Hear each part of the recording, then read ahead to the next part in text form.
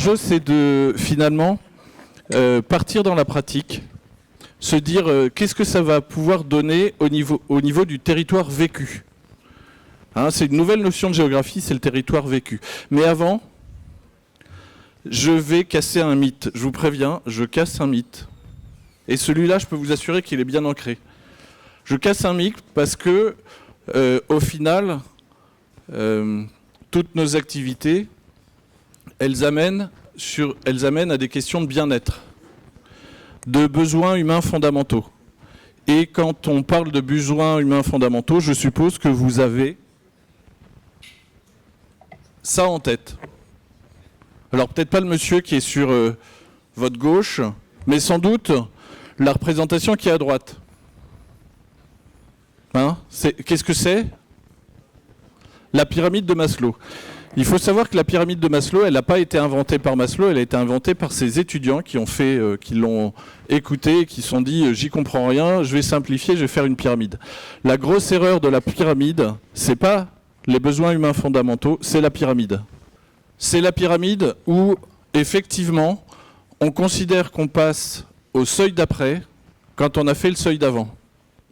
Et ça amène à un énorme biais de réflexion quand on envisage un sujet. L'enjeu, c'est de passer à quelque chose de plus matriciel, de plus horizontal. C'est du fait de la pyramide de Maslow que vous avez des gens qui ne comprennent pas pourquoi des gens qui sont dans le besoin dépensent leur prime de rentrée scolaire pour acheter des produits identitaires, c'est-à-dire chaussures, survêtements, enfin produits identitaires, alors qu'ils ne peuvent pas payer la cantine. Parce que le besoin d'identité est aussi, voire plus fort que le besoin de manger. Donc, quand on vous parle de Maslow, gardez les besoins humains fondamentaux, tout ce qui est besoin physiologique, respirer, manger, boire, pouvoir dormir, la sécurité du corps, de l'emploi, etc. L'appartenance et l'amour, avec l'affection des autres, l'estime de soi, et l'auto-actualisation et l'accomplissement de soi. Posez-le à plat et regardez qu'est-ce que ça veut dire en termes d'action, en termes de choses à posséder, sachant qu'on dit souvent demain c'est plus de liens, moins de biens. Qu'est-ce que ça cultive en nous et ça se fait dans quel cadre ? Voilà. On va maintenant parler des impacts du changement climatique, en fait, de cet inconnu qui nous arrive en plein front, pour des gens qui sont ancrés sur le territoire. Et on va avoir plusieurs acteurs que je présenterai à chaque fois. Alors, logiquement, comme j'ai cassé la logique de pyramide, je vais commencer par le tourisme. Voilà. Vincent, tu crois qu'on a encore ça dans 50 ans ? Pas ici. Bon. Alors, je vais commencer par demander à Emmanuel. Emmanuel Bonnet est chercheur à l'ESC, avec un intérêt fort sur le tourisme et plus particulièrement sur une des stations de ski du massif du Sancy et sur la question du ski ou de l'après-ski. Non, c'est pas les chaussures, hein, l'après-ski en termes de durabilité. Emmanuel, je te laisse prendre un micro, il doit être allumé. Comment tu vois l'impact du changement climatique par rapport à ces activités-là ? En fait, bon, j'ai pas de réponse idéale. J'ai pas de récit en fait qui fait rêver par rapport à ces différentes réponses qu'apportent à la fois des organisations comme des stations, mais aussi des territoires. Je pense que c'est un point, ça a été dit ce matin, ce type d'organisation que pourrait être une station de ski, c'est une organisation qui est évidemment liée à ce qui arrive au niveau du territoire. Et c'est pour ça qu'on pourrait un peu les qualifier de sentinelles. Sentinelles du climat. Il y a plein d'organisations qui sont totalement séparées, qui ont une perception de l'environnement qui est... c'est quelque chose qui est ailleurs, on peut appeler ça la nature, etc. Mais là, les conditions d'existence présentes, futures d'une station, elles dépendent de ce qui arrive. C'est-à-dire que la disparition de la neige, ça impacte plein de choses. L'activité, les modèles économiques et la différente manière de répondre stratégiquement à cette disparition d'un actif écologique qui est la neige. Je ferai un rapide panorama de réponses possibles. Je vais aller assez vite sur les deux premières parce que je pense que c'est celles que vous connaissez le mieux. Et peut-être que je vais mettre un petit peu l'accent sur une troisième réponse possible, qui est peut-être la moins évidente, mais je pense que cette troisième voie qui serait la moins évidente, me paraît importante. La première, je vais appeler ça forcer le possible. Il n'y a plus de neige, qu'est-ce qu'on fait ? Il y a tout un système historique de dépendance et d'héritage lié à un système qui est la neige artificielle ou la neige de culture. Il y a débat sur savoir quel est le bon mot pour qualifier ça. On peut faire des stations de ski indoor. On fait du ski. Il y avait un projet comme ça à Tignes, de faire une station de ski indoor, un peu à l'image de ce qui se passe à Dubaï ou en Chine, etc. Ça, c'est forcer le possible. Parce que c'est compliqué à différentes raisons, mais je ne vais pas forcément les évoquer là maintenant. La deuxième réponse, c'est un peu une réponse qui est la plus répandue aujourd'hui, et son nom, ça pourrait être diversification. Il n'y a plus de neige, donc comment faire pour compenser ou tenter de compenser la perte de chiffre d'affaires sur le tourisme hivernal ? Je vais faire de la diversification 4 saisons. Est-ce que cette compensation, c'est la solution idéale ? Est-ce qu'on y arrive vraiment ? C'est pas sûr. C'est pas sûr. Il peut y avoir aussi un enjeu qui est tout simplement de se dire, est-ce que je peux tout maintenir en existence ? C'est-à-dire, en gros, toutes les promesses, le tourisme, le climat et d'autres formes aussi d'activités qu'on a tendance à oublier, parce que là, on parle des stations, mais il y a aussi des réserves naturelles, il y a aussi des formes d'activités qui sont liées à l'agriculture, ça a été évoqué ce matin. Et la question est de savoir si on peut tout maintenir en existence avec un tourisme qui va se porter bien, qui va se diversifier, etc. Et c'est ce qu'on appelle la diversification 4 saisons. Et puis après, il faut savoir qu'est-ce qu'on met sous le mot en fait, diversification 4 saisons. Est-ce que c'est Disneyland ? Est-ce que c'est Tomorrowland ? Je ne sais pas si ça vous parle, cette référence. C'est-à-dire, en gros, faire des festivals de musique, etc., électronique, avec plein de gens, etc. Donc, ça pose la question de la mobilité, ça pose la question de l'accessibilité. Donc on voit bien que c'est pas qu'une affaire. Moi, je travaille dans une business school et on a tendance à dire le business model, c'est ce qui est le plus important. Mais là, il va falloir repenser nos business models, nos modèles économiques en fonction de ce que l'on peut faire ou ne pas faire. Et je pense que cette troisième voie que je vais essayer d'un petit peu de mettre en avant, c'est ce qu'on peut aussi ne pas faire, c'est-à-dire ce que l'on peut aussi renoncer à faire. Alors le mot renoncement, c'est un mot... Alors, généralement, les responsables de départements, de services de communication ne l'aiment pas beaucoup parce que ce n'est pas un mot qui fait rêver. Renoncer à quelque chose, ça ne fait jamais rêver, ça fait penser à l'échec. C'est-à-dire, si tu renonces, en fait, ça veut dire que tu as échoué. Fermer quelque chose, par exemple, ça peut faire penser aussi à une situation d'échec. D'ailleurs, il y a beaucoup de stations qui ferment. On n'arrête pas tous les jours, je pense, ou quasiment toutes les semaines. On annonce la prochaine fermeture de la station de moyenne montagne, etc. C'est un échec. Pourquoi on perçoit ça comme un échec ? Je dirais parce que, d'abord, il y a eu un problème d'anticipation. C'est-à-dire que cette fermeture-là, qui n'est pas une bonne fermeture, qui n'est pas un bon renoncement, c'est un renoncement qui est brutal et non anticipé. Donc la question qui peut se poser, c'est de savoir... est-ce qu'il est possible d'anticiper l'arrêt de certaines activités pour penser quoi ? Leur transformation. Donc, je dirais d'un côté, il y a un point qui est important qui est l'héritage. L'héritage en termes de dépendance. On a des dépendances à l'attractivité, des dépendances à des modèles économiques, des dépendances à des infrastructures, mais aussi des dépendances à des ressources, notamment à la ressource en eau. Et cela, en fait, la question est de savoir comment on va pouvoir se détacher de certaines de ces dépendances pour se réattacher à d'autres formes d'activité, c'est-à-dire pouvoir utiliser le renoncement non pas comme un échec, c'est-à-dire ça n'a pas marché, tout le monde s'en va, c'est fini, c'est une sorte de plan social, mais comme un levier de transformation de l'activité. Le renoncement comme levier de transformation. Absolument. Et Olivier Erard, qui est l'ancien directeur de la station Métabier, donc finalement je ne parle pas des stations du Sancy, mais je vous laisserai voir dans quelle station forcer le possible, diversifier et éventuellement renoncer, ça pourrait s'appliquer pour quelle station des 3 stations du Sancy.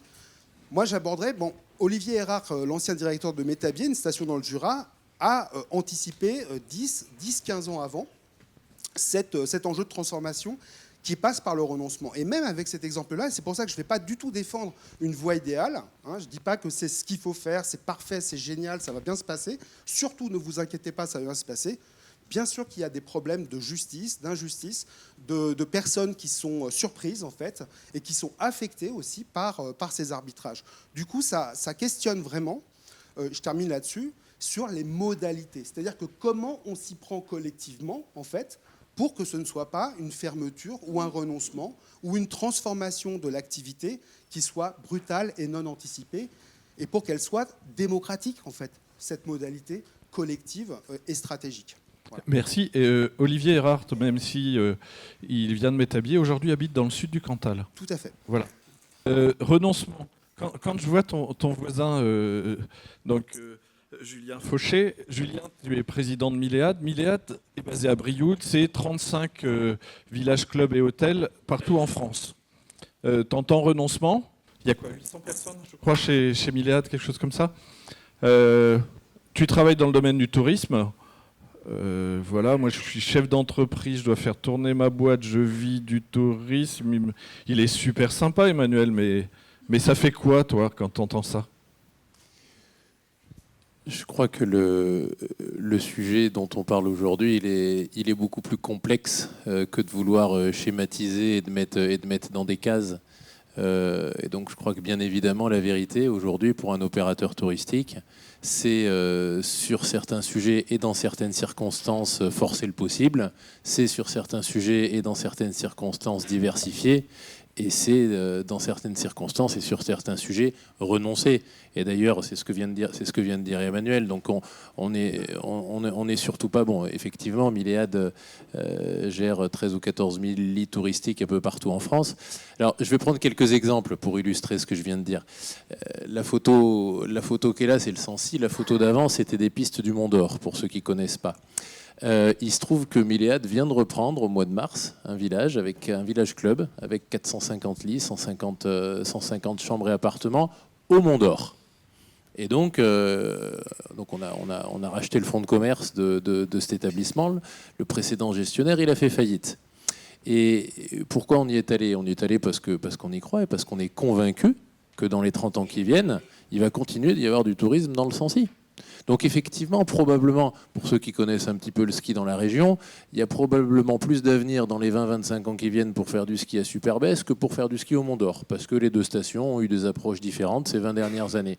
Est-ce que pour autant le tourisme va s'effondrer au Mont d'Or? Non. Il faut avoir en tête qu'aujourd'hui au Mont d'Or, la saison printemps-été-automne qui commence entre le 15 avril et le 1er mai et qui se termine entre le 30 septembre et le 15 octobre, apporte plus de valeur et plus de richesse au territoire que la saison hivernale. Donc en réalité, sur une station comme le Mont d'Or, la diversification 4 saisons, elle est déjà là. Elle est déjà là en réalité. Elle s'est construite avec le temps progressivement. Il y avait les thermes au Mont d'Or et à la Bourboule. Donc moi, le premier message, c'est de dire que non, l'opérateur touristique, l'acteur économique, il va pas s'arrêter. Il va avoir comme objectif d'ouvrir les yeux, de se rendre compte de ce qui est possible, ce qui n'est pas possible, ce qui fait du sens aussi d'un point de vue sociétal. On reviendra après probablement un petit peu, Pierre, sur des sujets qui font du sens au-delà du sujet du changement climatique. Et puis ensuite, on va s'adapter. Alors bien sûr qu'on va forcer le possible. Bien sûr qu'on va faire du ski au Mont d'Or tant qu'on pourra en faire dans les années qui viennent. Et puis progressivement, dans le même temps, en partenariat avec les acteurs locaux, on va organiser l'évolution de notre activité, ou plutôt la poursuite de l'évolution de notre activité, pour pouvoir continuer à avoir un impact sociétal, pour pouvoir continuer à embaucher du monde sur place, pour pouvoir faire en sorte que les gens qui sont attachés à cette région puissent continuer d'y vivre sans être assistés, mais en vivant de leur travail, et qu'on va arriver à faire cette transition. Par rapport à cet inconnu, c'est de l'inquiétude ou c'est quoi? Il faut y aller? Non, il faut y aller, il faut s'adapter. Vous savez, dans le monde de l'entreprise, on s'adapte, hein, on s'adapte en permanence. Donc forcément, quand il y a un petit peu d'inconnu, il y a un petit peu plus d'inquiétude, un petit peu plus d'appréhension, mais on s'adapte. Et pour prendre 2-3 autres exemples, on vient de parler du sujet de la neige, et puis je m'arrête après. Pierre l'a dit, on a une présence un peu partout en France. Donc sur une région comme l'Auvergne, c'est le cas aussi dans le Jura, on a ce sujet de la neige. Dans les Pyrénées-Orientales, où on est assez présent, on a le sujet de la ressource en eau. On est très présent sur la Côte d'Azur. Aujourd'hui, il y a des niveaux de chaleur sur la Côte d'Azur, et ça sera encore pire dans 15, 20, 25 ans, qui fait qu'on se pose la question sur l'évolution de notre produit. on a un produit où on propose beaucoup d'activités, d'animation en extérieur à nos clients. Bien entendu, dans 20-25 ans sur la Côte d'Azur au mois d'août, ce ne sera pas les mêmes activités que ce que faisaient les gens il y a 20 ans. Mais là aussi, on va s'adapter. Pour conclure, deux derniers points. Sur certaines régions, on est très présent sur le littoral et notamment avec des villages clubs ou des hôtels qui sont les pieds dans l'eau. Forcément, le sujet de l'évolution du trait de côte, c'est un sujet. Donc là aussi, on s'adapte, on fait de la prospective, on analyse. Et puis après, je crois qu'il ne faut pas regarder tout ça seulement avec de l'appréhension, il faut regarder aussi tout ça de manière positive. On commence à sentir des tendances, et là je reviens sur l'Auvergne et sur le Massif central, il y a des tendances de fond qui vont se développer. Dans 20 ans, dans 30 ans, dans 40 ans, les gens auront tellement chaud sur le littoral méditerranéen que c'est une opportunité pour le développement du tourisme dans le Massif central. Donc regardons aussi tout ça de manière positive, regardons les opportunités, regardons les vérités en face aussi, il faut pas les nier, mais je crois que notre job en tant qu'acteur économique, c'est de regarder aussi tout ça de manière positive en se disant comment on construit la suite, comment on continue à avancer et puis comment on continue de donner du boulot aux gens dans des régions où le tourisme est important aujourd'hui. Merci Julien. Donc on a commencé par le tourisme. Voilà, quand on prend des temps de loisirs, ce qu'il y a dans l'assiette, c'est important. Alors, je propose qu'on passe sur le côté alimentation. Et tout d'abord mais finalement, qu'est-ce qu'on va manger en 2040 ? Et pour ça, je vais passer la parole à Philippe Jeannot, qui est enseignant-chercheur à VetaGrosSup et qui va essayer de nous donner quelques pistes sur ce qu'on mangera en 2040. Ouais. Donc si on m'avait posé la question pour les Indiens, j'aurais dit vous allez manger du cheese naan, c'est-à-dire un pain indien au fromage. Ça tombe bien parce que les Indiens, ils ont prévu eux, de passer de 200 millions de tonnes de lait produites annuellement. C'est le plus gros producteur laitier mondial, c'est-à-dire 200 milliards de litres. En France, on en produit à peu près 22-23 milliards. Et eux, ils projettent d'en produire 400 milliards en 2040. Vous voyez ? Donc voilà ce que peut-être ils vont manger. Maintenant, moi, ce que je voudrais juste signaler, c'est que bon, je souhaite qu'ils puissent faire ça. Après tout, pourquoi pas. Maintenant, j'ai un gros doute parce que quand je regarde, et je m'appuie là, je ne suis pas prospectiviste, mais je m'appuie simplement sur...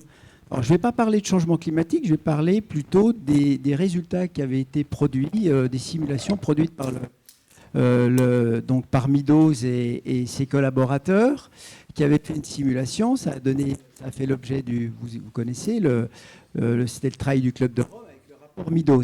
Ce qui ressort très fortement de cette chose-là, de cette analyse, c'est que, globalement, la courbe bleue, les ressources, les ressources sont en diminution, c'est-à-dire les ressources, elles sont là. Hein. Vous êtes assis sur des ressources. L'énergie, les matières premières, elles sont dans les bâtiments, elles sont ici. Et forcément, comme on les transforme de plus en plus, on a de plus en plus de machines partout, d'équipements, de routes, de tout ce qu'on veut, et les ressources, il y en a de moins en moins. Donc ça, c'est la simulation sur longue période. Après, on peut se dire, est-ce qu'on pourra quand même, en 2040, aller faire du tourisme dans le Massif central s'il n'y a plus les moyens de se déplacer parce qu'il y aura plus ou beaucoup moins de ressources. En même temps, la population mondiale augmente et on sait qu'elle va atteindre un pic et forcément moins de ressources. Derrière, c'est aussi des diètes, donc là c'est la courbe verte, moins d'alimentation par personne. Globalement, c'est une contraction en fait de toute l'économie qui est représentée, qui est simulée par les travaux de Meadows en particulier. Hein. Et puis, on va atteindre le pic de pollution, sans doute, là, à l'horizon 2040 ou 2050. Et vous voyez, et la production industrielle, elle va aussi s'effondrer, moins de ressources. Donc, il faut plutôt... Alors, c'est vu comme ça, on est dans une approche très négative. Donc, pour moi, ça, c'est à la fois la tendance et la rupture. Hein. La rupture, c'est que là, on arrive, alors c'est pas forcément l'effondrement, mais on arrive c'est vraiment le basculement. Et on peut pas l'ignorer. Alors du coup, quand on regarde, donc ça c'est les grandes tendances vues par Meadows, et puis après, on pourrait dire, il y a des ruptures technologiques, je vais très vite. Est-ce que l'autre message que je voulais aborder, c'était cette question de la contradiction parce qu'on ne sait plus, globalement, il y a des ruptures, et on ne sait plus si, comme l'indique la FAO, on va produire encore plus de biens alimentaires, ou si, et si on regarde les rendements, ils vont plutôt stagner, voire diminuer, parce que moins de pétrole, c'est moins d'ammonitrate, c'est moins de rendement dans les prairies. C'est pas plus compliqué. Sauf si on a des chevaux qui amènent du crottin, mais ça c'est hors slib. Ça on peut rêver. Bon. Donc, on ne sait pas trop ce qu'on va pouvoir produire. On va aussi produire peut-être de l'énergie, et il y a des arbitrages très forts qui vont peut-être se faire entre produire de l'énergie ou produire l'alimentation. Et puis à la limite, les agriculteurs, ils ne sont peut-être pas si mal placés que ça, parce qu'eux, ils vont pouvoir faire tourner des tracteurs avec des biocarburants. Donc, de ce point de vue-là, on peut quand même imaginer qu'il y a du potentiel. Ensuite, c'est aussi plein de contradictions. Alors, en même temps, on va aller sur l'agriculture numérique, la robotisation, de l'intelligence artificielle, des algorithmes pointus, etc., pour produire, être plus efficient, etc. Puis d'un autre côté, on va sans doute vers l'agroécologie. Et puis, il va y avoir des ruptures sans doute, je qualifie de socio-alimentaires. Pour moi, derrière tout ça, moins de ressources, ça va être des inégalités. Des inégalités parce qu'il y a des gens qui pourront continuer de consommer des ressources, et il y en a d'autres qui ne pourront pas. Et donc, on va sans doute peut-être tendre vers une baisse des budgets des ménages, baisse du budget alimentation en particulier, qui est encore la variable d'ajustement. Donc, on va encore taper, à mon avis, sur la baisse du budget. Je passe sur le déclin Voilà, on est dans le Massif central. On voit bien décapitalisation des troupeaux de bovins. Le bovin va devenir peut-être l'animal dont on voudra moins. Et puis en contrepartie, on voit monter la consommation d'autres types de viande, la volaille, le porc, à l'échelle mondiale notamment. Et puis arriver d'autres produits, le soja. Tout ça pour terminer, en disant finalement, nous, on a traité les données du dernier recensement de l'agriculture. On a fait une typologie. Je résume, parce qu'elle est beaucoup plus complexe que ça. Mais finalement, qu'est-ce qu'on voit aujourd'hui et qui, sans doute, va se perdurer dans le futur? Premièrement, c'est d'un côté, en termes de producteurs et de consommateurs, parce que c'est comment on produit, c'est qu'est-ce qu'on produit et qu'est-ce qu'on va manger. Il y a sans doute une partie de la population qui va manger avec des produits bio en circuit court. Ça existe, ça se développe, mais ça ne va pas révolutionner la planète de mon point de vue. Et donc ça, c'est une première grande tendance qu'on voit. Deuxième autre tendance, c'est l'agriculteur entrepreneur, multisociétaire, investisseur dans des produits haut de gamme. Voilà, j'ai mis l'image d'un château avec des champagnes très très haut de gamme. Voilà. Et puis la troisième catégorie, qui est peut-être la catégorie dominante, c'est la grande exploitation, de plus en plus grande, sans doute qui va produire des commodités, sans doute contrôlée par les industries agroalimentaires. On est dans une crise de renouvellement des générations. La nature a horreur du vide. Je pense que l'industrie agroalimentaire va mettre des régisseurs, va prendre le contrôle, fera faire le boulot par des ouvriers, et on produira une alimentation pas chère, sans doute, parce qu'il y a une grande partie des gens qui ne pourront plus se payer à manger. Voilà un peu voilà, je m'arrête là. En gros, pour dire, peut-être que finalement, mais j'ai aucune certitude sur les chiffres, c'est juste pour faire de la provoque à la limite, peut-être que 60 ou 70% des gens mangeront de la malbouffe, de l'indus, pas cher, voilà. 30% peut-être du VG bio local, il y en a plein dans la salle. Et puis peut-être 10% qui mangeront du très haut de gamme, qui se feront livrer toute leur alimentation, qui n'ont plus, qui ne cuisinent plus et qui iront manger au restaurant ou matin, midi et soir comme Bernard Arnault. Voilà, c'est peut-être ça qui peut arriver. Ça pose des questions sur que deviennent des produits comme les indications géographiques, les produits sous AOP, le vin AOP. Alors j'ai mis le comté, on n'est pas, mais tout à l'heure on était à Métabier. Finalement, on pourrait dire est-ce qu'on va encore manger, entendu tout à l'heure, du Saint-Nectaire, oui, du bleu, de la fourme, du salaire, voilà. Enfin, bref. Et puis, que deviennent les élevages allaitants? J'ai un éleveur allaitant qui va prendre la parole derrière moi. Que deviennent les élevages allaitants, les prairies du Massif central? Est-ce qu'on fait une grande forêt? On fait des grands puits de carbone? Il y aura plein de biodiversité. Et puis, voilà, ça satisfera sans doute plein de monde. Olivier Touran, vous êtes éleveur. Alors, j'ai mis des limousines, hein, j'ai pas trouvé de charolaise en Creuse. Donc j'ai mis des limousines. Faudra qu'on corrige alors. C'est du salaire, non, voilà. On va les peindre en blanc. Voilà. Vous êtes élu du CIDAM, donc qui est une organisation qui est là pour le progrès collectif dans l'agriculture. Vous connaissez bien aussi Vincent, donc je pense que ce n'est pas la première fois que vous voyez ce type de projection. Et en même temps, vous êtes un acteur du temps long. Alors peut-être un peu moins long que le viticulteur ou l'arboriculteur, mais voilà, le travail sur un troupeau, le travail de génétique, c'est un travail de temps long. Je vais dire, c'est quoi, 7 ans? Tous les 7 ans à peu près, hein, voilà, tous les 7 ans, vous renouvelez votre cheptel. Alors ça se fait petit à petit, donc on ne change pas du premier coup.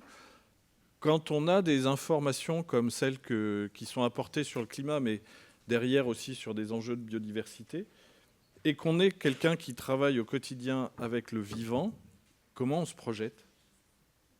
J'ai envie de dire, j'ai beaucoup apprécié l'intervention de Pierre Cornu tout à l'heure, c'est que pour répondre à cette question, déjà, il faut, alors qu'on soit agriculteur ou conseiller, en raison de plus étudiant aujourd'hui, il faut déjà changer de paradigme. Je crois que déjà, si on veut répondre correctement à cet enjeu-là, c'est obligatoire.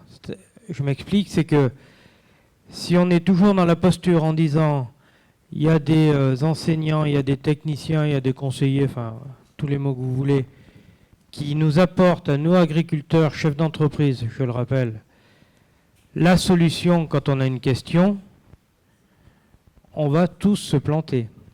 Et c'est ce qui nous a un peu conduit, sans faire le procès à l'histoire, parce qu'ils avaient des objectifs, on leur donnait des missions qui étaient un peu différentes des nôtres. C'est foutu. Le changement climatique, c'est une réalité. Alors il y a deux attitudes face à ça, par rapport à ce que vous disiez à la fin de l'intervention de Vincent. C'est soit on se met la tête dans le sable et on dit c'est catastrophique et tout ça. De toute façon, ça ne changera rien. Voilà. Soit on se dit, qu'est-ce qu'on en fait?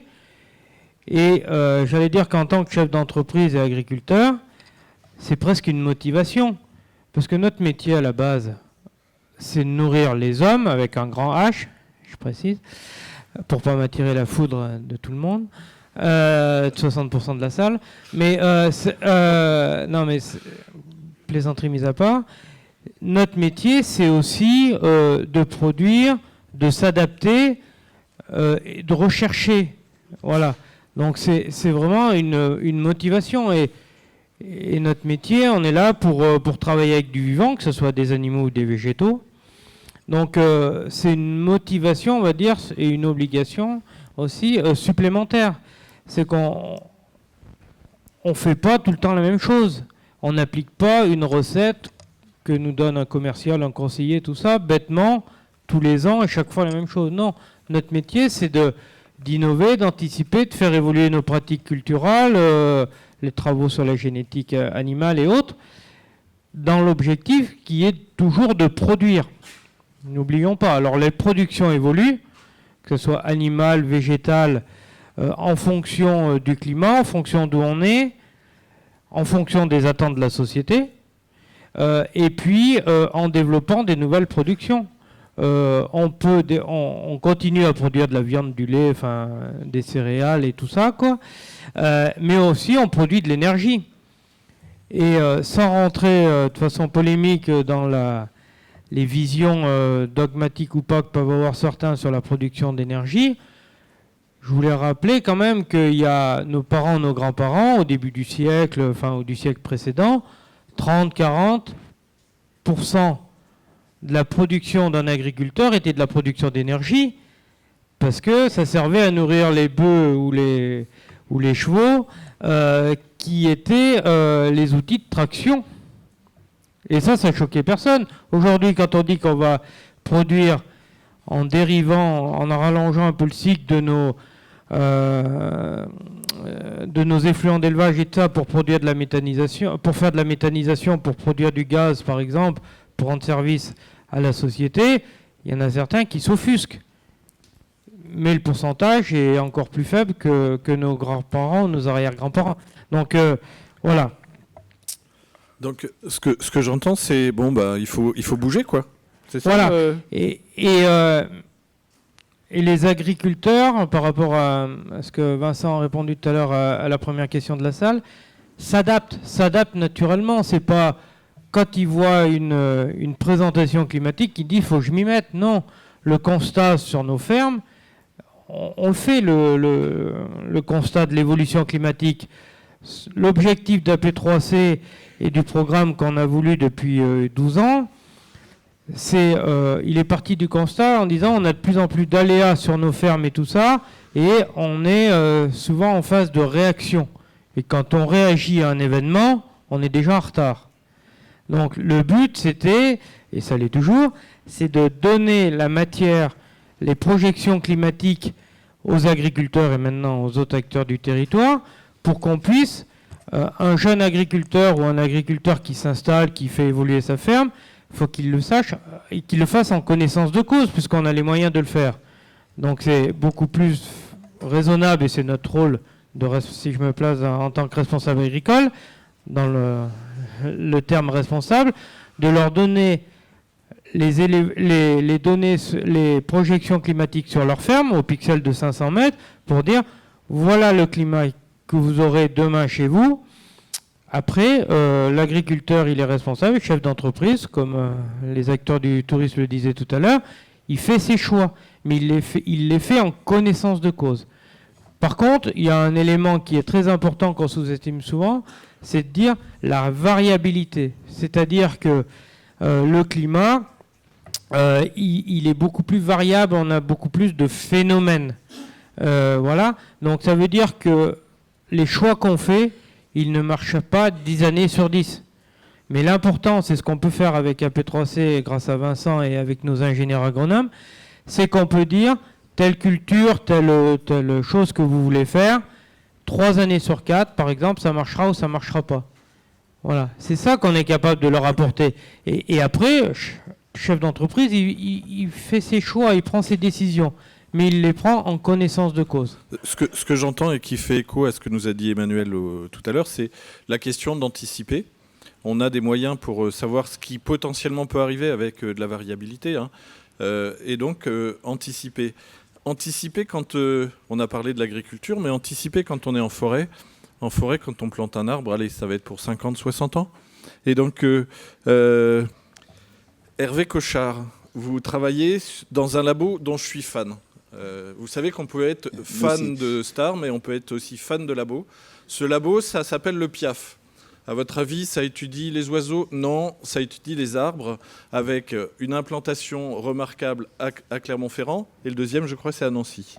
Ah oui, non, il y en a plus que ça. Il y en a plus que ça. Non, le enfin, moi, j'ai département... retenu qu'ils étaient très bons à Clermont-Ferrand, oui, sur le domaine de la forêt. D'où vous êtes, qu'est-ce que l'évolution climatique, avec effectivement ces irrégularités saisonnières, peuvent influer sur la forêt? Comment vous voyez la chose? C'est précisément à ce genre de questions qu'on essaie de répondre.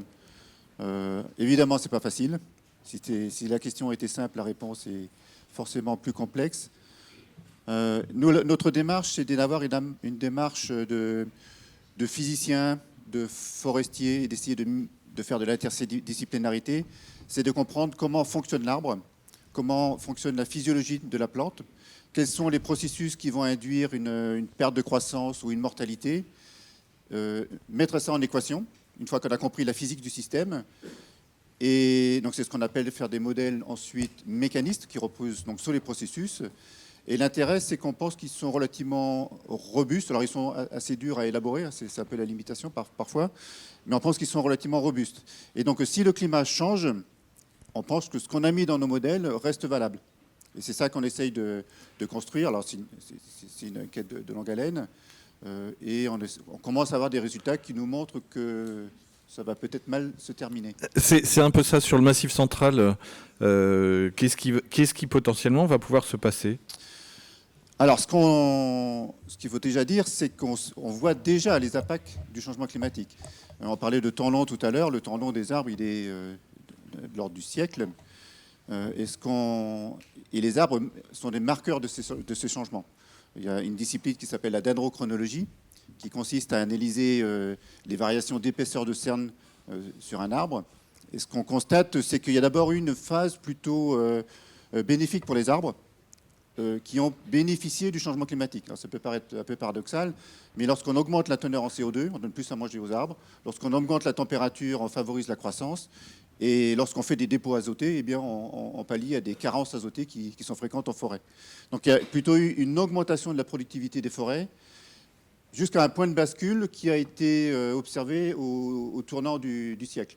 À partir de là, on observe plutôt une perte de croissance des arbres et une augmentation de la mortalité. Donc c'est ça qui est plutôt inquiétant. On parle de changement climatique.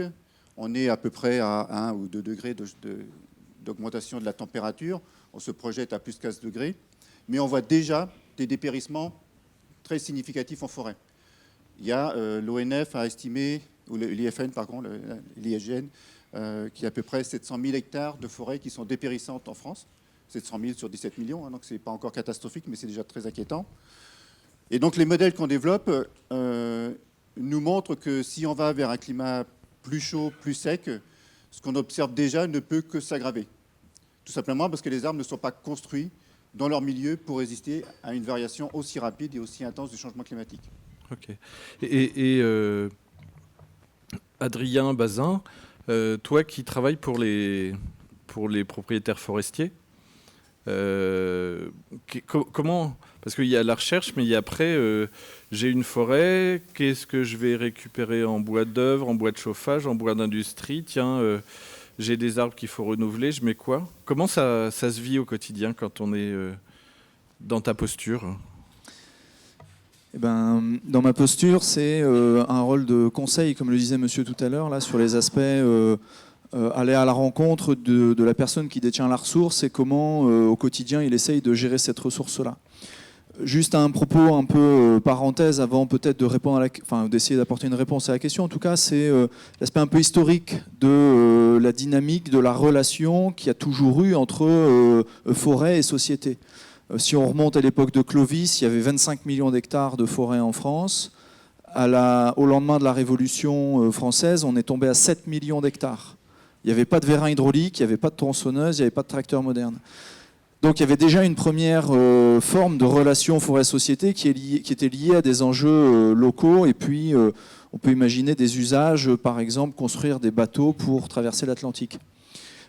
Aujourd'hui, la forêt française, c'est 17 millions d'hectares. Donc on voit qu'en 2 siècles, on a récupéré une partie importante de ces écosystèmes forestiers-là. Mais comme disait Hervé, un arbre, c'est 100 ans minimum. Donc la difficulté de la prospective, c'est de se positionner à la fois pour demain et pour dans 100 ans.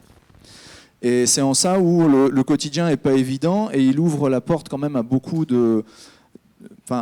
d'opportunités de recherche. Aujourd'hui, on pourrait considérer le verre à moitié vide et accuser le coup en se disant c'est la catastrophe, voilà. Ou on pourrait se positionner plutôt du côté vert un peu à moitié plein en se disant il y a un magnifique challenge en fait qui s'oppose à nous. Et j'ai plutôt cette vision-là personnellement et professionnellement de me dire que notre société et l'usage et les attentes qu'elle a de la forêt, pour le domaine que je connais un peu mieux, c'est une rénovation en fait. On parle du carbone, on parle des îlots de fraîcheur en ville. C'est des nouveautés en fait qui n'existaient pas encore il y a très longtemps. Et donc finalement, c'est quelle place et quelle considération j'ai de l'arbre au quotidien. Donc pour ces aspects, on va dire de réponse, on va dire quotidienne, il y a un travail de chercheurs de terrain qui est d'aller mesurer le comportement des arbres en forêt, d'aller essayer de comprendre les intrications fines qu'il y a dans les écosystèmes forestiers. Et Dieu sait que c'est pas évident. Si la réponse était simple, voilà, on parlerait certainement d'autre chose. Et puis il y a aussi des connexions fortes qui mériteraient d'être remises en évidence avec la recherche fondamentale. Moi, je crois vachement en fait en la génétique et en la capacité, en fait, dans la reproduction, dans les mécaniques de reproduction, de faire apparaître des nouvelles populations d'arbres et que le tri climatique fera le boulot, mais il devrait rester quelque chose au bout du compte, quoi. Enfin, j'y crois assez fortement. C'est d'ailleurs ce qu'on a déjà commencé à observer. C'est un peu timide, mais c'est une voie, on va dire, non pas universelle de salut, mais ça fait partie d'un panel, on va dire, d'opérations qui sont possibles à envisager pour l'avenir de la forêt demain. Et puis il y a aussi toute notre action anthropique. Est-ce que j'installe des nouvelles essences? Est-ce que je favorise des nouvelles essences? Est-ce que la forêt un peu séculaire qu'on connaît dans le Massif central, demain ce sera des eucalyptus? Voilà, il y a toutes ces questions-là aussi sur les enjeux de production de bois, de captation carbone et de modération à avoir autour des écosystèmes et de leur fonctionnement sur lesquels on réfléchit au quotidien. D'accord. Merci beaucoup, Adrien. Je vais me tourner vers Eric. Alors, non, avant, est-ce que vous avez déjà vu ces sacs-là? Voilà. Qu'est-ce qui en a déjà utilisé? Alors, est-ce que vous savez où c'est fabriqué? C'est fabriqué à Charlieu. Charlieu, est-ce que vous savez où c'est?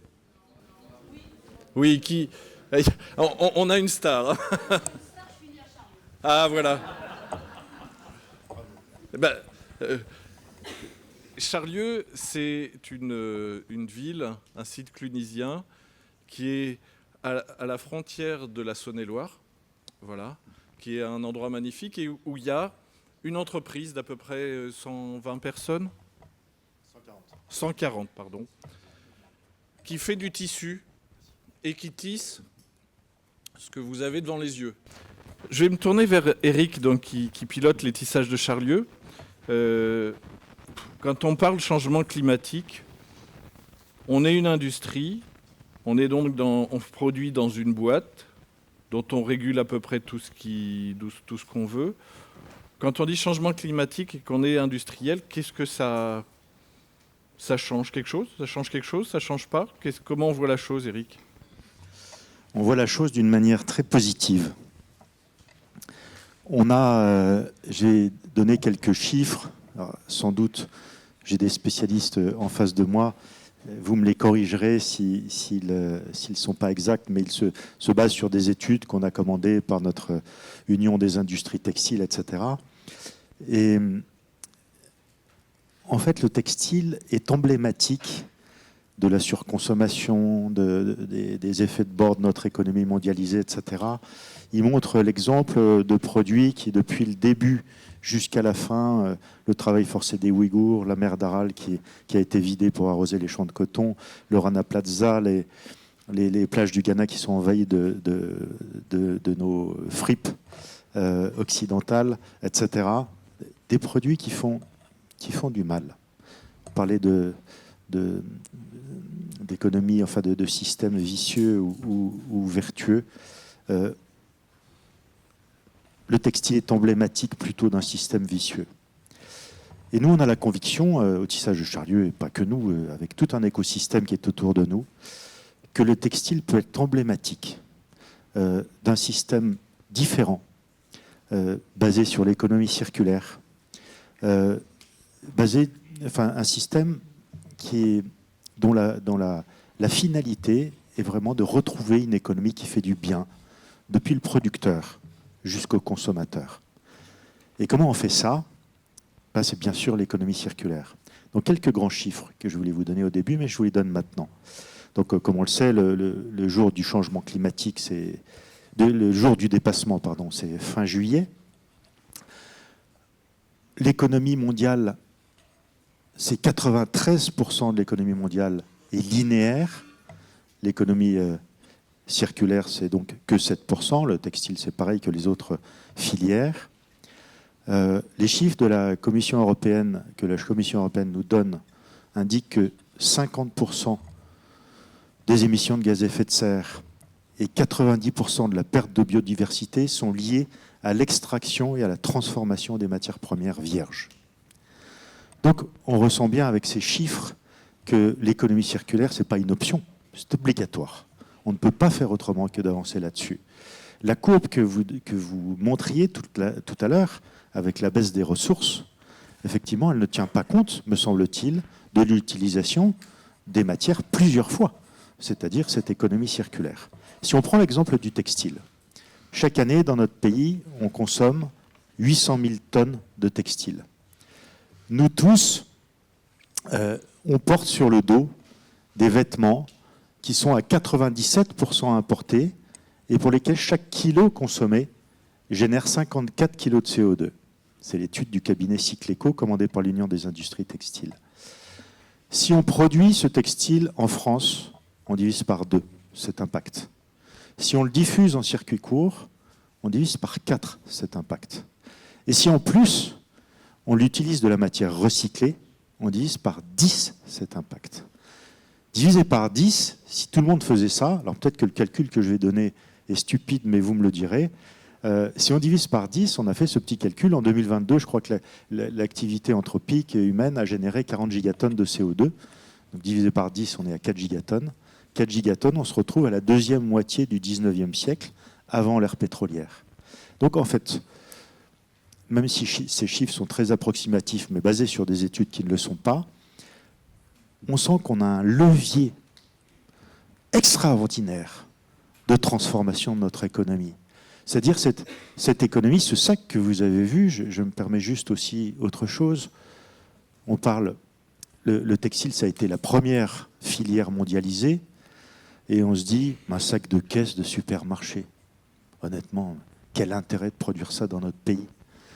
C'est un produit continu, c'est un produit qui n'a pas de grande valeur ajoutée, pas de grande technicité. Ça n'a aucun intérêt. Et pourtant, Système U et Auchan achètent la totalité de leurs sacs de caisse chez nous, au tissage de Charlieu. On a construit 4 usines pour faire cela. Nous avons les chiffres de décarbonation de ce sac, enfin de poids carbone de ce sac par rapport au sac en polypropylène fabriqué en Asie. Aujourd'hui, enfin l'année dernière, on a créé 70 emplois pour les fabriquer et économisé 70 000 tonnes de CO2 versus le même sac en polypropylène fabriqué en Asie. Donc, 1000 tonnes de CO2 évitées par emploi créé. Donc, on a créé des emplois. On a reconquis de la souveraineté économique sur des produits vraiment, honnêtement, où on pensait que ce n'était pas possible. Parce qu'on a robotisé. La robotisation nous permet d'avoir des coefficients de productivité, des coefficients 40 par rapport à une personne qui fait ça à la main, enfin avec une machine à coudre, etc. En fait, tout ça, ça nous montre que c'est possible. Quand on parle du réchauffement climatique, il y a un truc enfin, quand je dis nous, c'est évidemment collectivement dans notre entreprise et avec tout l'écosystème qui a été créé autour, c'est-à-dire des entreprises de l'économie sociale et solidaire, des grands groupes comme Auchan, des fabricants de matériel. Si j'ai le temps, je dirais en quelques mots quelles sont ces usines et pourquoi les choses sont en train de se changer aujourd'hui dans notre secteur du textile. Et la France fait la course en tête là-dessus. On est le premier pays du monde à avoir mis en place des systèmes d'économie circulaire industrielle de manière efficace. On est à l'aube d'une nouvelle manière de traiter cette industrie et de pouvoir la fixer sur les territoires dans un système où il n'y a plus d'amont, où il n'y a plus d'aval, où il y a du lien entre les entreprises, où on relie l'économie sociale et solidaire, les grands groupes, les PME, etc. Tout ça localement, parce qu'évidemment l'économie circulaire, c'est transformer la matière au plus près de l'endroit où elle est consommée. Donc tout ça, c'est ce qui est en train de se mettre en œuvre. Et je voudrais dire à vous tous étudiants qui êtes là, c'est très anxiogène le début de la matinée. On n'a parlé que de ça, le premier intervenant. Mais en fait, c'est pas la fin du monde, c'est juste la fin d'un monde. À nous de créer le monde qui est en train d'arriver.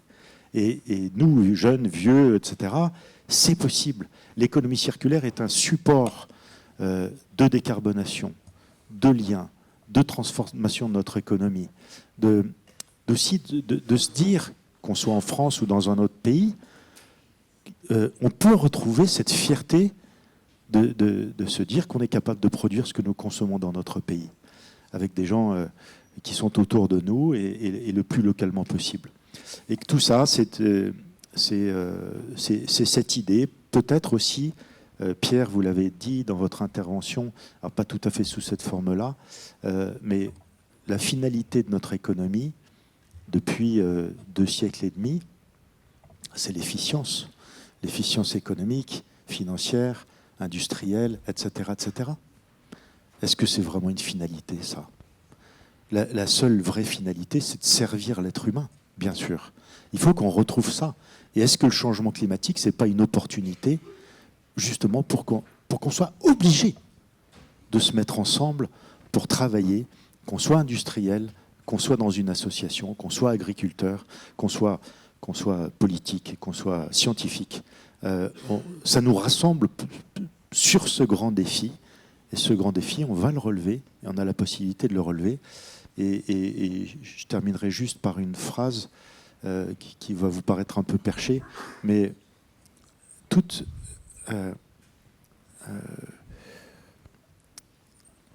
mouvement tient son dynamisme de la finalité vers laquelle il tend. Si notre finalité, elle est bonne, elle est tournée vers l'autre. Je redonne une phrase complémentaire de Victor Hugo, on adore au tissage de Charlieu. L'intelligence se nourrit de ce qu'elle reçoit et le cœur de ce qu'il donne.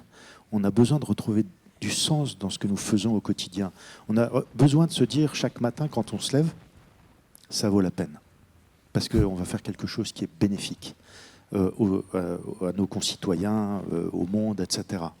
Et donc toute finalité, tout mouvement tient son dynamisme de la finalité vers laquelle il tend. Il faut qu'on retrouve cette finalité qui est un vrai moteur de sens, de mouvement, de motivation, d'énergie, et que notre intelligence soit tournée vers ça, et de collectif évidemment. Et ce petit sac que vous voyez, je crois qu'il symbolise bien tout ça. Merci beaucoup. Merci. Voilà. Je vous souhaite bonne chance de passer après Eric. mais pour autant, en fait, il nous reste 2 sujets avant une question qui sera une question collective. C'est le sujet de la santé. Parce que on peut produire, on peut vivre, on peut avoir des loisirs, mais si on n'est pas en bonne santé, ça va être compliqué. Alors, on a sur la scène la chance d'avoir à la fois Emmanuel Vessière, qui est épidémiologiste pour Santé publique France, et Christophe Després, qui est enseignant-chercheur à VetaGrossup. Donc à la fois sans doute une approche santé humaine et santé animale. On parle souvent de santé globale. Avant ça s'appelait One Health, mais je crois que ça s'appelle maintenant santé globale. Quand on voit les évolutions climatiques et qu'on est dans vos positions, ça inspire quoi ? On a eu un petit truc, vous vous souvenez là, en mars 2019, je ne sais plus comment ça s'appelait, Ah oui, pardon, 2020. Ça a commencé en Chine fin 2019, pardon. En mars 2020, ça s'appelait le Covid. C'était juste un avertissement ou il peut y avoir pire ? Je me lance du coup. Je ne sais pas si on m'entend très bien. Si. En fait, c'est vrai que les effets du changement climatique sur la santé, ils sont nombreux. Donc là, j'ai essayé de faire une carte mentale, en fait, parce que c'est la première fois qu'on me demande de faire cet exercice-là. Mais c'est vrai qu'il y a des effets directs qui sont bien visibles, qu'on arrive à mesurer au travers de nos systèmes de surveillance, parce que nous, à Santé publique France, donc, on a des missions de surveillance épidémiologique, de surveillance de l'état de santé des populations. Donc ce sont par exemple les effets directs des vagues de canicule chaque été. Donc on a des indicateurs qu'on suit de prise en charge en médecine de ville et en milieu hospitalier. Pour vous donner quelques chiffres, l'été dernier en 2023, c'est à peu près 1700 hospitalisations qui ont été enregistrées au niveau de toute la région Auvergne-Rhône-Alpes et à peu près 800 décès en excès. Voilà, pour l'été 2023. Alors, c'est des chiffres qui ne sont pas du tout négligeables, bien que ça n'a rien à voir avec l'été 2003, où il y avait 15 000 décès en excès à l'échelle de la France. Parce que depuis, il y a un plan canicule qui a été mis en place par le ministère de la Santé et qui fait que l'impact finalement est limité. Il y a des mesures qui sont mises en place dans les EHPAD avec des dispositifs pour faire en sorte que les personnes âgées s'hydratent, qu'il y ait des pièces rafraîchies aussi dans chaque EHPAD. Donc cet impact, finalement, on arrive quand même à le réduire, à le limiter. Pour autant, les vagues de chaleur, à l'avenir, elles vont devenir de plus en plus fréquentes, de plus en plus intenses et de plus en plus prolongées. Donc finalement, on aura quand même de toute façon un impact. Et c'est vrai qu'on a tendance à parler souvent des jeunes enfants, des femmes enceintes, des personnes âgées. Mais il y a aussi toutes les personnes qui travaillent à l'extérieur l'été, dans le bâtiment, dans le monde agricole, qui sont particulièrement exposées. Et c'est en plus des personnes qui se sentent peut-être moins vulnérables que les autres par rapport à ces risques-là. Donc chaque été, il y a des cas d'hyperthermie, donc de coups de chaleur, des cas de déshydratation. Et donc ça va nécessiter forcément à l'avenir de s'adapter, peut-être en décalant un petit peu notre rythme de vie, nos horaires de travail, pour faire en sorte que l'exposition à ces vagues de chaleur soit moindre. Donc ça fait partie des effets... Et quand on a préparé, en fait, on voit plein d'autres choses. Vous m'avez dit qu'il en manquait, en fait. Oui, parce que c'est vrai que nous, les indicateurs qu'on suit, c'est vraiment le sommet de la pyramide. C'est des prises en charge médicalisées, des décès. Mais à la base, c'est vrai qu'il y a tout l'inconfort qu'on peut ressentir pendant ces vagues de chaleur. Donc on va être plus fatigué. Chez des personnes qui ont des maladies chroniques comme des maladies respiratoires ou cardiovasculaires, la chaleur, ça va être un facteur aggravant. Donc ça va aussi générer un surplus d'hospitalisation, mais que nous, on ne va pas forcément mesurer. C'est davantage aussi de comportements agressifs. Ça, il y a bien des études en fait, qui démontrent ça, qu'avec l'élévation des températures, il y a plus d'agressivité, de violence dans la société. Et puis, au niveau du travail, une baisse de la productivité. Donc c'est des effets qui sont multiples et encore une fois qu'on a du mal à apprécier dans leur globalité, dans leur ensemble. Okay. Qu'est-ce que, quand on est dans votre activité, le changement climatique par rapport à la santé globale, ça inspire? Merci. Oui, alors je ne suis pas un spécialiste de la santé animale, mais à Vitagrosup, on a développé un certain nombre de travaux autour de l'approche dite des 3 santé. Je pense que la question climatique qu'on aborde depuis le début de la journée ne fait que mettre en lumière ou mettre davantage de lumière sur l'importance finalement des facteurs d'environnement et la manière dont ils déterminent une partie de l'état de santé des populations, que ce soit les populations humaines ou animales. Et donc je voudrais dire que ce n'est pas nouveau en fait, cette idée des facteurs d'environnement, y compris climatiques sur lesquels on met l'accent aujourd'hui, sont des déterminants importants de la santé. Donc 3 santé.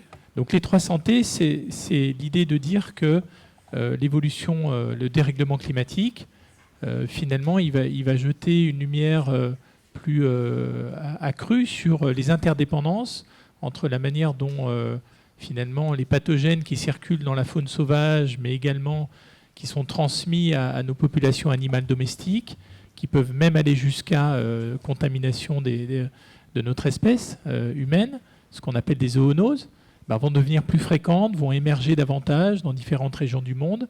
À la faveur de la globalisation, ils vont circuler plus vite, ils vont se propager plus vite, plus rapidement. Ça, c'est un aspect. Et puis, un autre aspect également, c'est, je pense, c'est tout l'aspect des maladies non transmissibles, qu'on n'a pas évoquées, mais qui sont liées pas seulement à l'évolution climatique, mais à ce que le climat fait de nos modes de production et de nos modes de vie. Philippe Janot évoquait l'alimentation, par exemple. Est-ce que le climat étant évoluant, va-t-il avoir un impact sur nos modes de production agricole et alimentaire, et ce faisant dégrader finalement une partie de la qualité de notre alimentation, de notre exposition aux écosystèmes, et favoriser un certain nombre de maladies chroniques, respiratoires, cancer, etc., dont on sait déjà qu'ils ont ils sont en partie déterminés par ces facteurs d'environnement.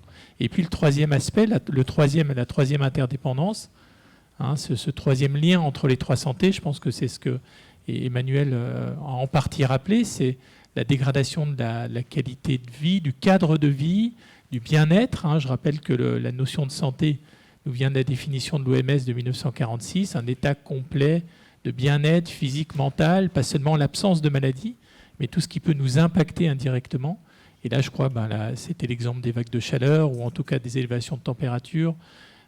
Tout ça jette un regard accru sur ces interdépendances. Et je dirais, la question du climat, elle ne fait que mettre en lumière encore davantage l'importance de ces interdépendances et de ces facteurs d'environnement au sens très large.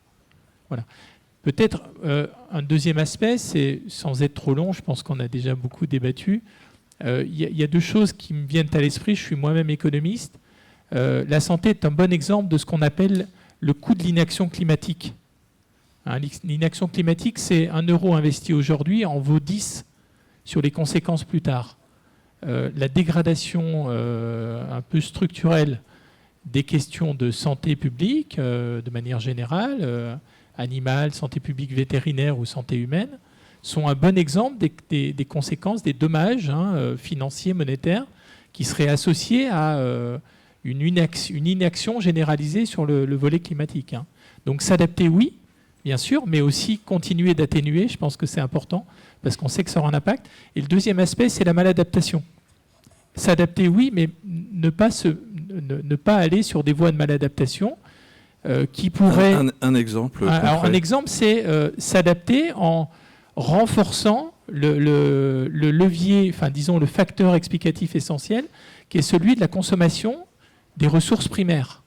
C'est-à-dire, si s'adapter, ça veut dire surconsommer des ressources fossiles, étendre, dégrader l'usage des sols, les artificialiser davantage, ça veut dire que oui, peut-être qu'on s'adaptera dans le temps court et moyen, mais on va favoriser le mécanisme qui est à l'origine même, finalement, de la dégradation globale. Hein. Voilà. On sait aujourd'hui, par exemple, que 15% des maladies infectieuses émergentes dans le monde, 75%, sont associées à des dégradations globalement de la biodiversité, et que dans ces 75%, on en a au moins 50% qui passeront par, finalement, la faune sauvage, domestique, et qui iront jusqu'à l'homme. Donc c'est en ce sens que la maladaptation climatique, elle peut avoir un effet indirect sur la manière dont on produit, on s'accapare les ressources, et on dégrade finalement, on dégrade de manière généralisée notre environnement de vie. Voilà. Merci beaucoup. Marc Bardinal, qui est de l'ADEME. Voilà, quatre pistes, 4 orientations qui peuvent nous aider à structurer et à préparer l'avenir. Oui, tout à fait. Déjà, je ne vous cache pas que je suis un peu gêné quand même par rapport à cette matinée, pour être un peu provocateur. Effectivement, le titre, c'était le changement climatique, mais j'ai l'impression qu'on a perdu le combat contre le changement climatique, qu'il est déjà là, qu'il va falloir faire avec. Alors qu'il y a quand même encore des efforts à faire pour atténuer le changement climatique. Et là, on parlait de ne pas travailler en silo. Il faut vraiment réfléchir toujours à travailler entre atténuation et adaptation. Là, effectivement, c'est un terme que je voulais reprendre, les questions de maladaptation. On est vraiment dans cette logique-là, et ça, c'est vraiment important qu'on ne soit pas, ça y est, le changement climatique est là, il faut s'adapter. Alors, s'adapter à quoi, par contre? Personne vraiment le sait, trop bien. Mais par contre, il y a cette réflexion à avoir, atténuation et adaptation. Juste par rapport aux chiffres sur Auvergne-Rhône-Alpes, 60% de nos émissions sont dues aux énergies fossiles. Comment se projeter si on veut... Vaut mieux s'adapter à un changement climatique à plus 1,5 comme les accords de Paris, ou à plus 4 comme le plan national d'adaptation au changement climatique le prévoit. À vous de choisir. Moi, j'ai vite fait mon choix. Vaut mieux quand même s'adapter à plus 2 qu'à plus 4. Donc, il y a encore ce combat par rapport au changement climatique. Et effectivement, il y a cette question qu'on a par rapport aux relations qu'on a avec les énergies et avec les matières premières et les ressources qui nous entourent. Donc ça, c'est un point important. 60% donc, des émissions d'Auvergne-Rhône-Alpes sont des consommations d'énergie fossile, gaz, pétrole, fioul. Et comment peut-on imaginer pour s'adapter au changement climatique à l'horizon 2050, les filières agricoles, la filière forestière, la filière industrielle, sans ces énergies fossiles. C'est surtout ça qu'il faut s'imaginer. Et donc effectivement, pour revenir à nos 4 scénarios donc, qui datent de 2021, et pour information, ça y est, on est reparti pour sortir nos scénarios 2026 parce qu'on se cale par rapport aux élections présidentielles. Un terme important, le terme élection, mais ça sera ma conclusion.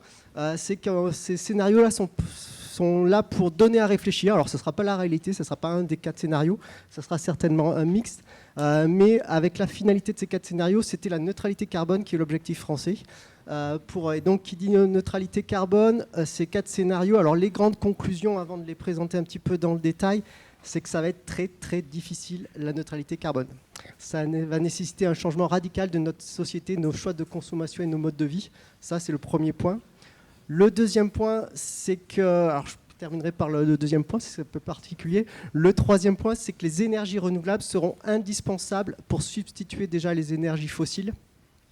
Ça, c'est un point important. Donc, tout ce qui est électrique, photovoltaïque, éolien, pour les énergies renouvelables électriques. Mais après, il y a la question de la biomasse, de la méthanisation, de la géothermie, du solaire thermique pour tout ce qui est chaleur renouvelable. Et il y a la question de la mobilité avec l'électricité aussi. Donc ça, c'est vraiment un enjeu, c'est développer les énergies renouvelables. Alors, j'ai peut-être une que je vais en profiter. C'était une question que je voulais poser. Quelle est la meilleure énergie qu'on peut utiliser? Celle qu'on n'utilise pas. Celle qu'on n'utilise pas, mais il y en a une sur laquelle on est obligé d'utiliser. Je ne sais pas si... C'est l'alimentation. Ça, c'est la base de tout. Parce que toutes ces énergies, consommation d'énergie fossile, historiquement, ça a remplacé le travail humain, tout simplement. Donc, je ne sais pas si vous avez lu Jean Covici, par exemple. Il estime, alors je ne rentre pas dans les calculs, que derrière chacun de nous, il y a la quantité de travail humain de 600 esclaves qui travaillent pour nous à l'heure actuelle, vu notre mode de vie qui a été substitué par l'énergie fossile. Donc c'est comment imaginer cette question-là de substituer par les énergies renouvelables. Le troisième grand message de ces 4 scénarios, c'est notre relation avec la nature. Ça, c'est point important, c'est ce qui discrimine un peu les 4 scénarios. C'est sur le scénario génération frugale, où là, on est plutôt dans une logique de préservation de la nature. Par contre, dans les paris réparateurs, son nom l'indique, on va réparer la nature, donc c'est toutes les mesures de compensation. Et technologie verte, effectivement, c'est comment on exploite au maximum la biomasse pour qu'elle se substitue aux énergies fossiles. C'est un petit peu cette logique-là. Donc ça, c'est les 3 messages. Et le message le plus important, et ça, c'est crucial, c'est que quoi qu'il arrive, il va falloir réduire nos consommations d'énergie et de matière. Ça, c'est vraiment le message important, c'est la question de la sobriété. Et on ne pourra pas s'adapter si on n'est pas sobre. Ça, c'est un point important, puisque pour faire fonctionner un système, il faut de l'énergie et il faut de la matière. Donc ça a été évoqué par rapport à la logique d'économie circulaire. Et quand on regarde par rapport au Massif central, alors on peut rouvrir des mines, des carrières. Exemple, la question du lithium dans l'Allier. Après, chacun sera de faire le choix. Et après, effectivement, sur le Massif central, on a 2 ressources qui sont les déchets, ça a été évoqué, et la biomasse. Et comment on gère cette question de déchets et de biomasse, comment on optimise cette ressource et de manière générale toutes les ressources, comme l'eau également, dans une question d'adaptation. Mais ça se pose notre question par rapport à notre relation avec le temps. Déjà, il y a par rapport à l'effort physique. Vous voyez, il y avait le petit jardinier dans la question de la génération frugale. Donc ça veut dire qu'il faut faire un effort. Donc c'est tout ça en matière de mobilité, c'est la question du vélo, de la marche à pied. Il faut passer du temps, ce qui est bon pour la santé aussi. Et vous voyez, à l'opposé, sur le scénario Paris réparateur ou technologie verte, on est installé dans notre canapé, on est notre smartphone et on commande ce qu'il faut et tout nous vient sur place, par drone ou pas. Donc voilà, c'est question de relation avec le temps, prendre le temps de faire les choses et également notre relation par rapport à l'effort physique qu'on doit faire, la contrainte.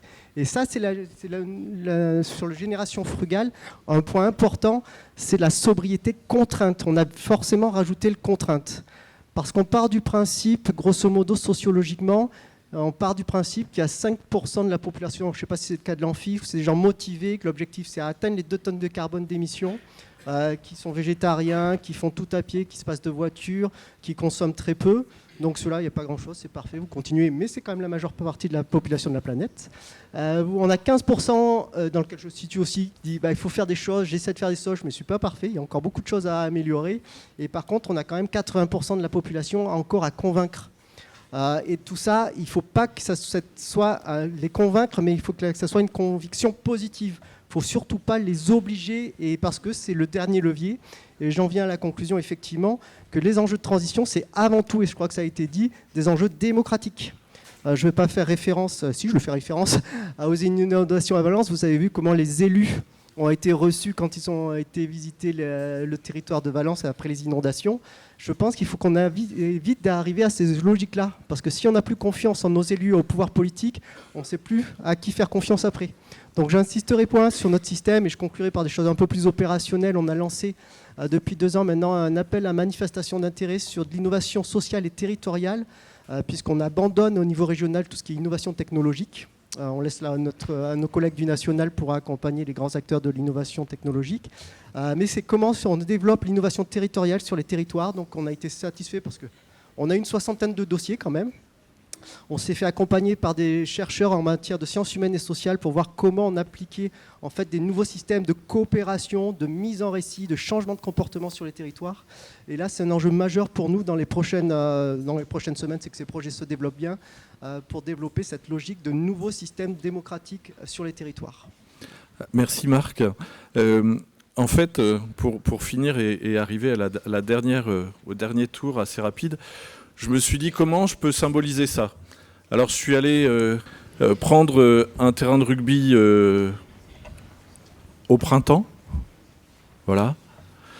Donc ce qui s'annonce finalement, c'est comme si on avait un grand match contre quelque chose qui nous dépasse. Et pour faire ça, il faut faire équipe. Voilà, donc j'ai trouvé celle-là. Pousser en mêlée pour faire face à l'incertitude, à Decazeville par exemple, comme un des étudiants y joue. Aujourd'hui, par rapport à finalement par rapport à ce qui va arriver, comment on se prépare individuellement et collectivement à l'incertitude? Julien, toi? Je démarre. Alors, nous, notre réponse à cette question chez Milléade. Donc, Milléade, c'est une boîte qui fait, Pierre l'a dit tout à l'heure, on est un petit peu moins de 1000. On va faire cette année à peu près 100 millions d'euros de chiffre d'affaires. On est présent un peu partout en France. Notre réponse sur une entreprise qui est quand même assez structurée, c'est de mettre au centre du terrain, pour reprendre l'image, le sujet de la gouvernance, de la raison d'être et des valeurs. Ça a été évoqué par Eric tout à l'heure.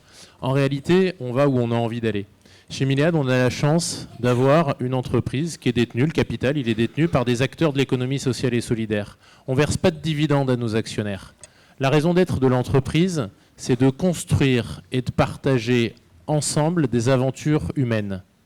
Pendant très longtemps, je crois, on a eu, et encore aujourd'hui, une partie de la population en France a des visions assez passéistes qui opposent les notions de performance aux notions de valeur.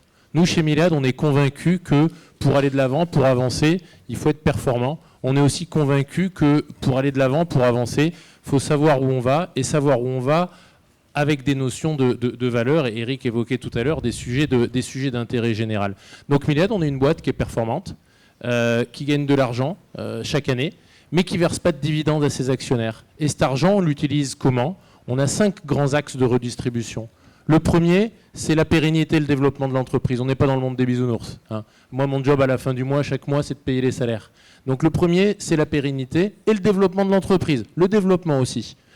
On parle de décroissance. Nous, ce n'est pas un truc dont on est fan. Moi, je considère que le monde y bouge et que si on veut pas reculer par rapport au monde, il faut bouger soi-même. Donc premier sujet, la pérennité et le développement. Deuxième sujet, la redistribution à destination des salariés. On peut faire des grands discours sur le pouvoir d'achat. À un moment donné, il faut agir. Et donc, Milléade, chaque année, redistribue plus que la loi oblige à destination des salariés et des salariés modestes. Troisième sujet, parce que c'est quelque chose qui est dans nos racines, le départ en vacances du plus grand nombre. Il n'y a pas que les riches qui ont le droit de partir en vacances, les classes sociales les plus modestes aussi.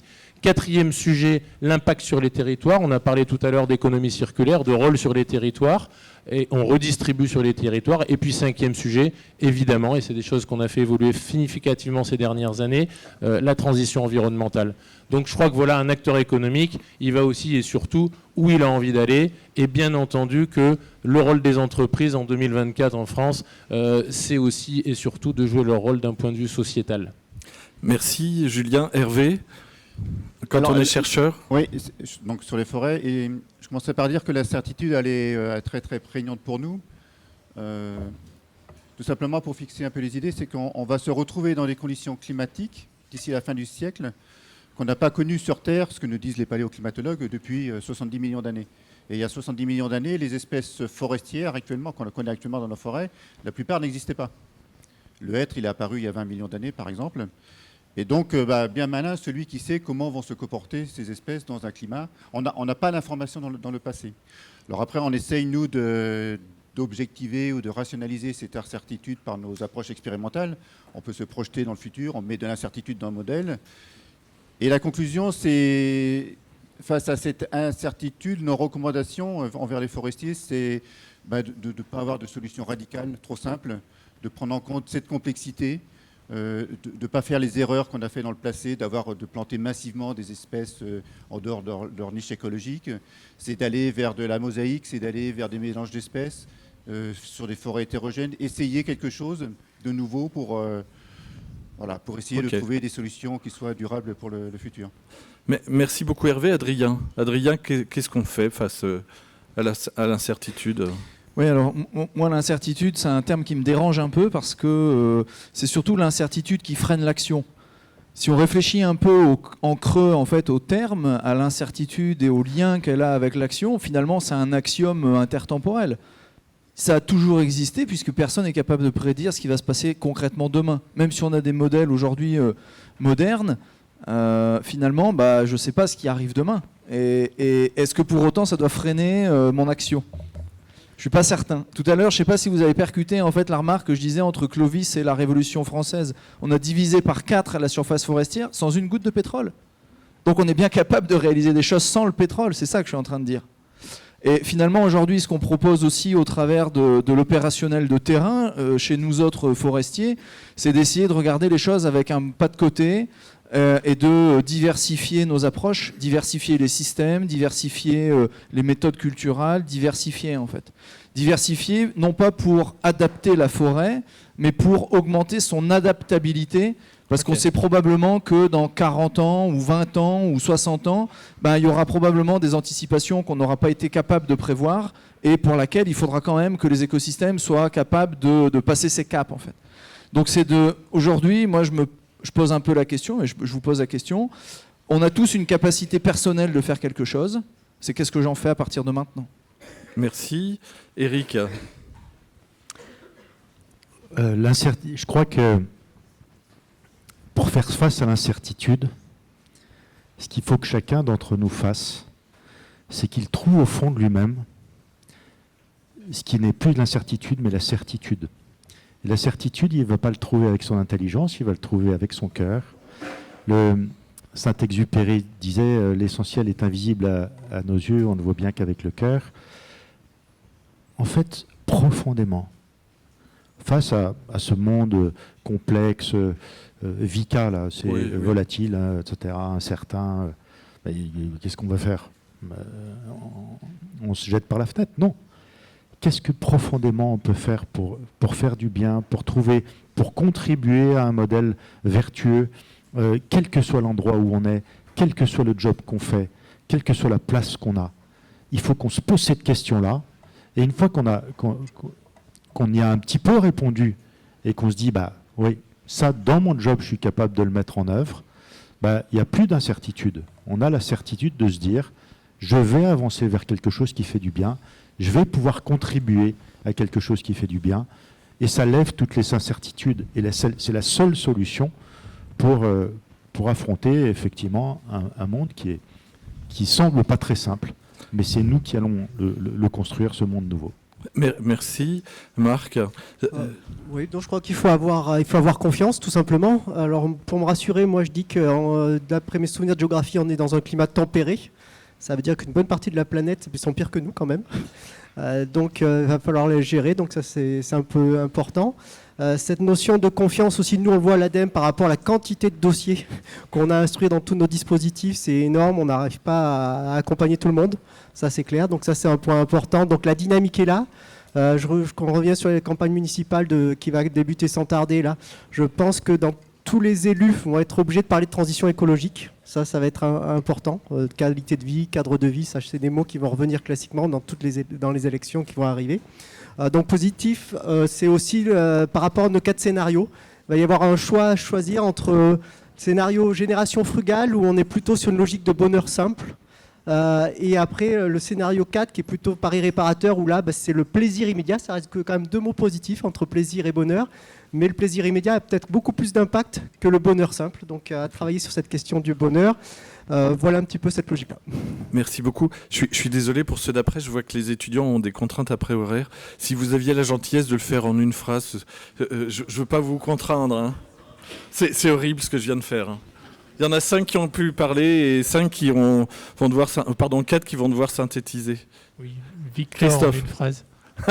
Voilà. Les incertitudes en matière de santé, 3 santé que j'ai évoquées tout à l'heure, pour moi, c'est accroître la collaboration entre différents mondes professionnels.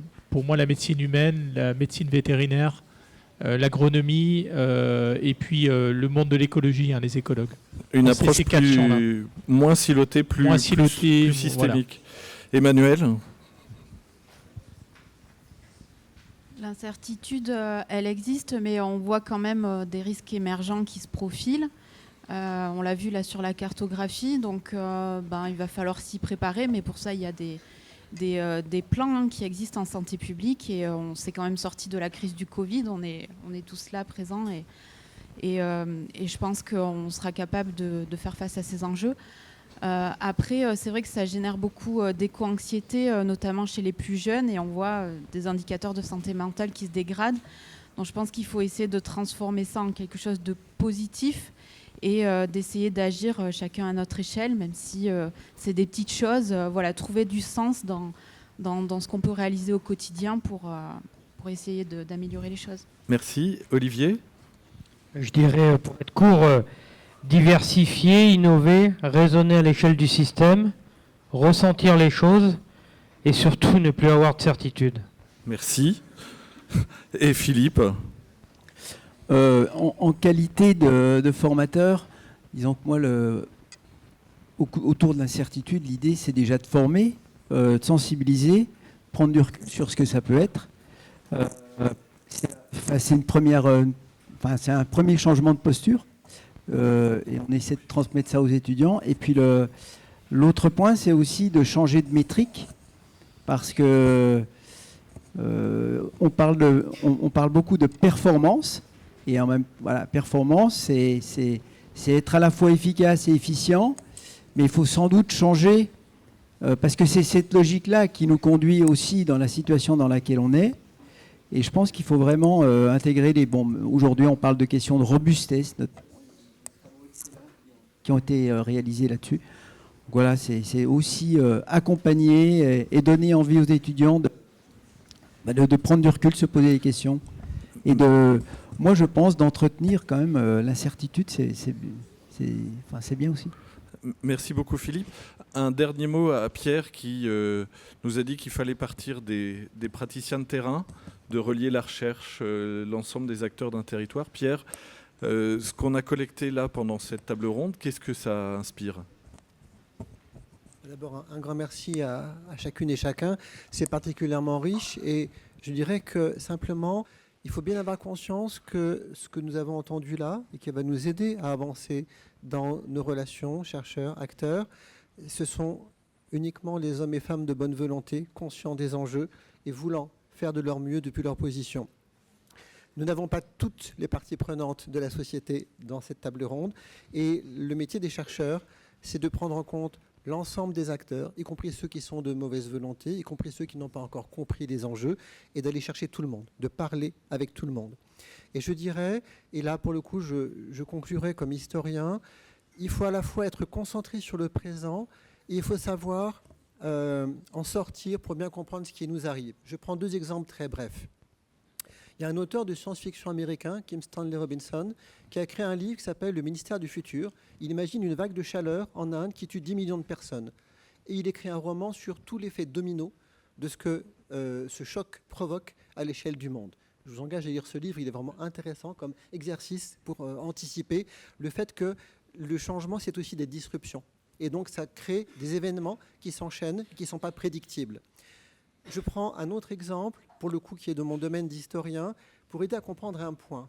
On peut effectivement raisonner en termes d'une stratégie où on va chercher à s'adapter, mais l'adaptation a des limites qui est le temps que l'on a pour s'adapter. On a parlé de la capacité des arbres à s'adapter. On peut parler de celle des insectes, des oiseaux. Les humains aussi ont des limites à leur capacité à encaisser des changements brutaux. Je prendrai un exemple historique, la grande famine irlandaise de 1847, pour dire que le nombre de morts de cette famine, d'un système agraire qui n'a pas pu anticiper, qui n'a pas été mis en situation de répondre au stress de maladies sur la pomme de terre, c'est 1 siècle et demi de traumatisme social et culturel en Irlande pour réparer le choc de 1847. Si on veut raisonner en termes de transition, il faut qu'on s'épargne des chocs traumatiques qui vont effectivement nous empêcher de penser les choses de manière sereine, maîtrisée et en faisant du pas à pas. Les sociétés humaines sont fragiles aussi et il faut qu'on en soit conscient. Merci beaucoup. Je vous propose d'applaudir l'ensemble des participants de la table ronde. Voilà.